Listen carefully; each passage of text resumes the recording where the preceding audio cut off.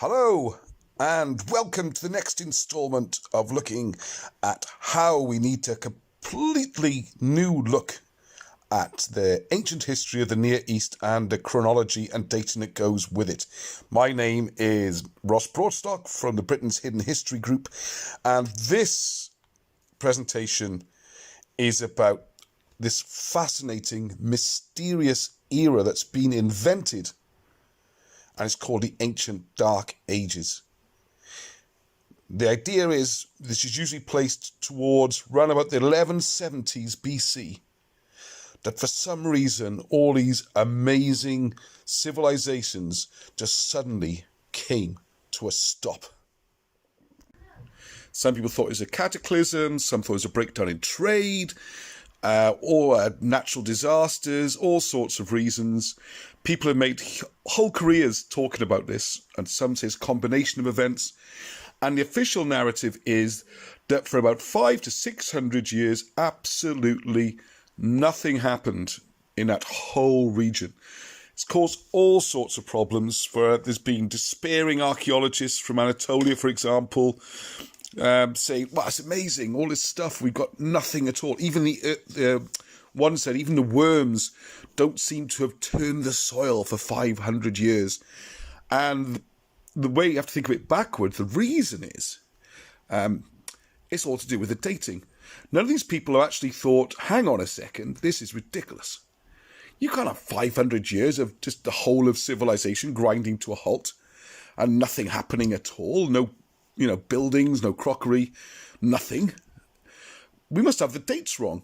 And if you trace it back, the dating is all hooked onto the Egyptian dating, which has been known for years. It's based loosely on some writings of Manetho back in the day, and they were scraps and tatters, as the British Museum described them. There's no proper written history, a narrative, and this whole idea of dynasties and gaps and archaism and all that, it's absolute chaos. And this has been commented on, way back. So Isaac Newton spotted these problems, as does many other historians since. And Alan Wilson and Blackett, if you look at their book Moses in the Hieroglyphs particularly, it explains how whole dynasties have been duplicated.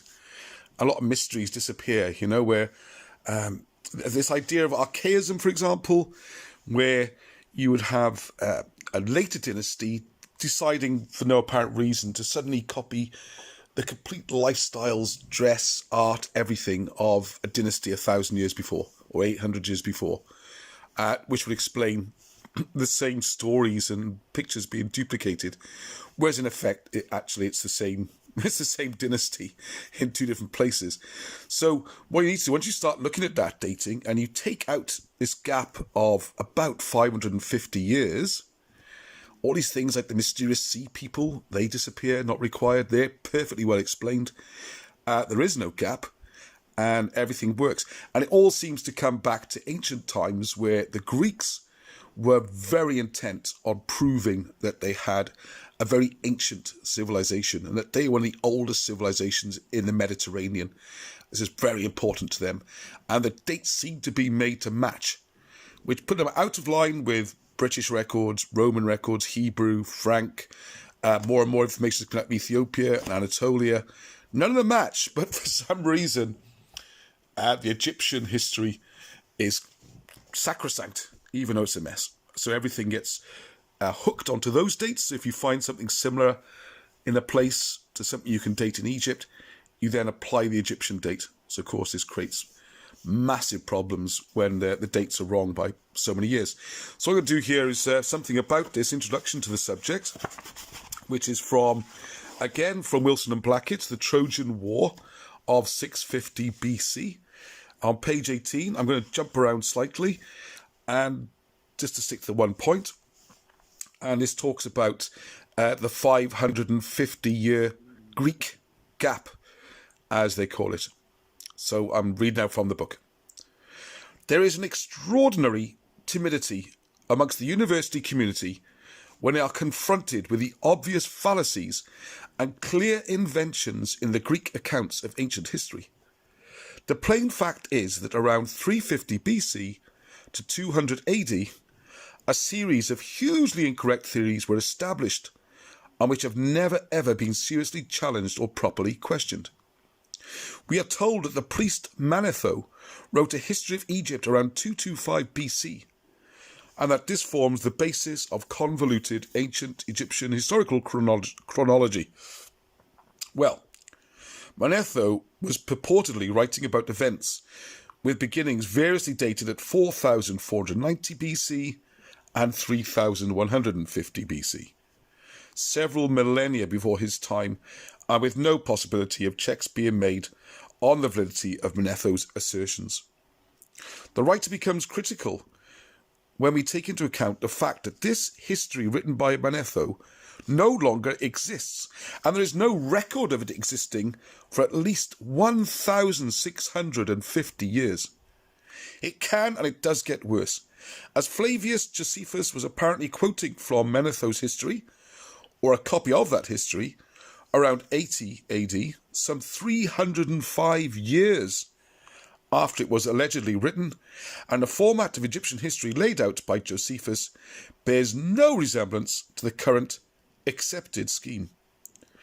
Africanus then allegedly quoted from Manetho around AD 160, some 385 years later, and Eusebius allegedly quoted from Manetho's works around AD 325, some 550 years after it was allegedly written. So surprisingly, the accounts of Josephus, Africanus and Eusebius are in conflict with each other. And so not only do we have Manetho's alleged history, but only scraps of it.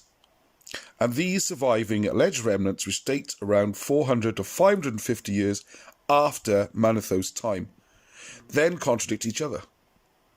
It is difficult to imagine a more uncertain and flimsy and untrustworthy situation on which to base the entire history of ancient Egypt, and then in turn to base and construct the entire corpus of all the ancient histories of all the ancient nations on this morass of quicksand that is allegedly attributed to Manetho. Remarkably, the work of the historian Censorius places the dawn of Egyptian dynasty at around 2150 BC, which coincides with the British historical ideas of the legendary flood taking place around 2150 BC, and both these sources are ignored. We have already dealt with the mind-boggling and indeed laughable speculations of Greek mathematicians in attempting to somehow date the Trojan War and arriving at incredible dates around 1334 to 1184 BC. That's on the last video if you haven't seen it. The Greeks appear to have been very anxious to appear to be seen as having a long and ancient history to match with the older civilizations. Their main claims to fame lay in warfare, beginning with the Trojan War and continuing with their internal struggles and their long and valorous wars against the Persians, their shoreline colonization of Asia Minor and lands around the Black Sea, and in Sicily and Italy and the Western Mediterranean, and all this culminating with the success of the Macedonian Alexander the Great and his successors. So they sought to exploit what they learned from the scholars in the ancient civilizations of Babylonia and Egypt and elsewhere, and it appears to become a matter of primary importance to try to elongate and stretch out Greek history as far backwards in time as was possible. A key factor in his cultural political campaign was to shift the date of the Trojan War from around 660 BC back to around 1200 BC. This is what created the 550-year gap in the chronological timescale of all ancient histories around the Near East and Middle East, and university scholars and other experts have been falling over themselves in all directions to try to accommodate this obvious Greek falsehood ever since. The currently accepted and totally unproven and completely unfounded theory is that after the great Greek triumph in the destruction of Troy in Western Asia Minor, that at the very peak of their power, the entire corpus of the Greek states all fell into a strange miasma and an inexplicable dark age, of which there is no record at all. It is worth repeating that the notion that for 550 years the whole of Greece and all the nations of Asia Minor, with all their nations, cities, towns, lay under this utterly extraordinary and completely untrue period of total decline. There were no writings, no political activities, no military activities, no sculptures, no architecture, no developments of any kind.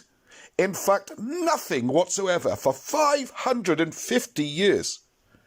This is just as credible as the children's fairy tale where the beautiful sleeping princess lies in the lost castle behind the invisible fence in the enchanted forest until after 550 years the handsome young prince arrives to give her the kiss of love which awakens her back to life. It is impossible to understand how academic scholars can even contemplate such an era of total isolation and utter sterility. It all appears to stem from the Greek desire to be numbered amongst the more ancient nations and to deny their more recent origins and the risk of being labelled as barbarians. The chosen vehicle to accomplish this cultural and chronological transformation was the date of the Trojan War. This can be illustrated by quoting one modern author writing of two leading characters engaged in the Trojan War. And needless to say, this author accepts the theory of the 550 years of total oblivion without question. Mopsus, as Mopsus, was a Greek prince and military leader who led his own people to a new land after the war was over. He led an army from Colophon to Cilicia in Asia Minor, and there exists an inscription written in both Chaldean Hittite and Phoenician scripts, which names MPS or Mopsus as the person founding a ruling house. These modern discoveries made at Karatapa in Cilicia support the Greek legendary accounts of Mopsus marching from Colophon on the Aegean coast to found a new state. Interestingly, these inscriptions are rough dated to around 700 to 650 BC. This causes the traditional historian to write, explaining this. Quotes, "Thus, the Greek tradition of the migration of Mopsus in 1200 BC is neatly supported by a reference to him in Cilicia in the inscriptions 5 centuries later." Close quotes. So I'm adding this, they just basically push the inscription back 500 years. Or say it refers to an event 500 years earlier. It's bizarre, the more you look into this. Absolutely bizarre. Anyway, continue with the book. On page 20 at the moment. This inflexible mindset is absolutely amazing. Evidence which clearly indicates that Greek history is factually correct and yet totally wrong chronologically is calmly accepted as correct in all respects without question. The assumption is that old Mopsus was somehow remembered and honoured some 550 years later after he had founded a local dynasty, when the whole matter raises the question of whether Mopsus was misdated at around 1200 BC, when he actually lived around 650 BC, and perhaps he died a little later. The same situation arises in relation to a reference to a Greek king named as Agamemnon, who is universally recognised as the king who led the armies against the Trojans at the siege of Troy. Again, the problem lies with the chronology. And did Agamemnon fight around 650 BC? Or did he fight around 1200 BC? The people of Cumma and Smyrna claim to be descended from Agamemnon, and King Midas of Phrygia is recorded as having made an alliance with Agamemnon of Sema, and also to have dedicated a throne at Delphi. The point is that King Midas is dated at around 700 to 650 BC,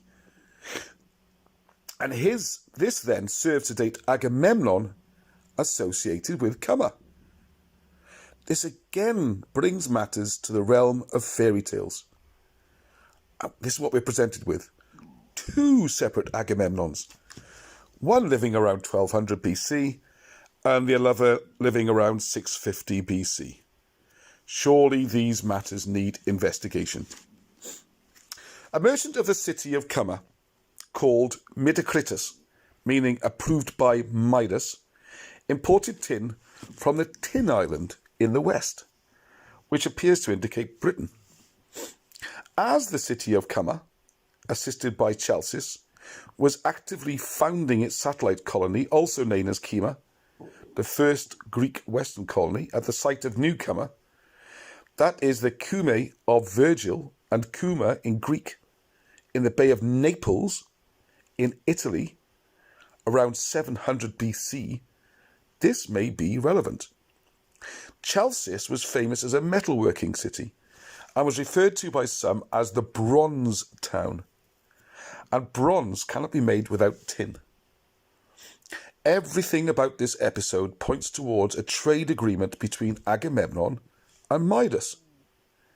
And this enterprise of perhaps around 700 to 650 BC, with a tin and bronze trade forming the basis of the fabled wealth of King Midas.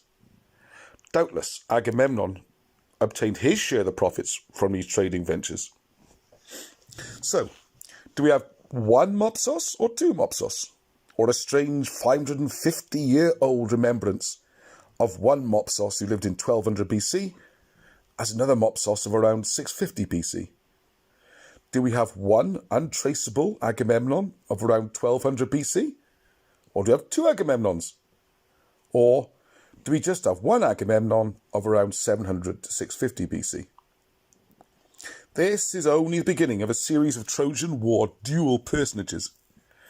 The salient point is that once this fantasy 550-year dark age is removed from Greece and Asia Minor, then all the current massive chronological problems disappear. Everything begins to match up correctly, and events begin to fit and knit together as they should. It is a simple choice. Keep the Trojan War at circa 1200 BC and maintain chronological chaos and academic frustration, or alternatively place the Trojan War at around 660 to 650 BC and restore chronological harmony and allow progress to be made. It is conveniently forgotten that the arrival in Britain of the Cymric nation took place around 504 BC, and the fleets that assembled at the island of Lesbos sailed in that year. It is therefore forgotten that the fleets were led by Byrrth, or Brutus, the great-grandson of the Prince Aeneas of Troy. This lineage makes a date of sometime between 1334-1135 BC for the Trojan War an impossibility. It is unacceptable to discard the whole authentic, accurate and provable ancient history of the British nation in order to preserve the quite ludicrous, unsupported dates claimed by Greek authors. I'm just going to jump ahead slightly to page 29 to finish the chapter. Several other advantages are gained by placing the Trojan War into its correct time frame, as all Hittite history falls into a correct order, and the strange 500 years of nothingness that disfigures all the various ancient histories of the kingdoms of Asia Minor and Greece disappear. All through the histories of the nations around the Mediterranean and the Near East, there are weird, inexplicable time gaps of hundreds of years, where no one lived or died, and nothing was built or made, and everything stood still and empty, in the form of fairy tale or Rip Van Winkle dreamland. Then suddenly, after an era of 500 to 650 years, everything restarted, as if the empty centuries had never been. Resolute authors like the prolific Immanuel Velikovsky in the 1950s and 60s, and later the archaeologist Peter James with his collaborators I.G. Thorpe, Nikos Kokkinos, Robert Morcott and John Frankish, all identified Egypt as the source of these massive chronological problems, as did David Rohl. The works of all these authors were steadfastly ignored, and Velikovsky was vilified by the guilty academic establishment. None of them quite got to the answers, as they were all unaware of the potent mass of evidence in Britain and the marvellous weapons available in the ancient British Cymric language and alphabet. All these researchers have all very clearly seen that there is a massive chronological problem, and that the cause of this huge timescale distortion lies in defective ancient Egyptian history.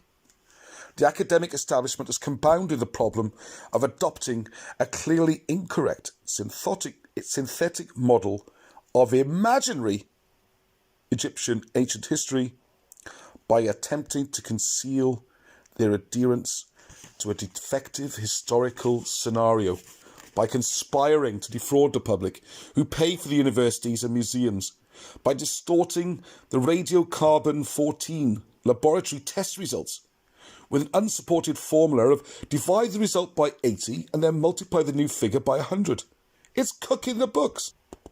The task is to bring together all the apparently divergent, corrected, tangled pieces of Egyptian, Hittite and Greek histories into a coherent pattern with the known and reliable Hebrew, Israel, Roman and British ancient histories, and to note the king lists of the Franks.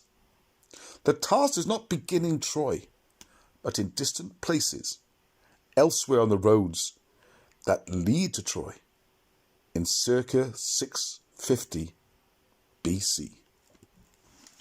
So we can explore part of that and the connections with Britain. More importantly at this stage, just think, just stand back a second and think, does it make more sense that there was a strange period in history, and go look at lectures like Klein and people like that, it's very easy to find them on YouTube, where all over the Mediterranean, really, and Near East, everything just stopped for hundreds of years.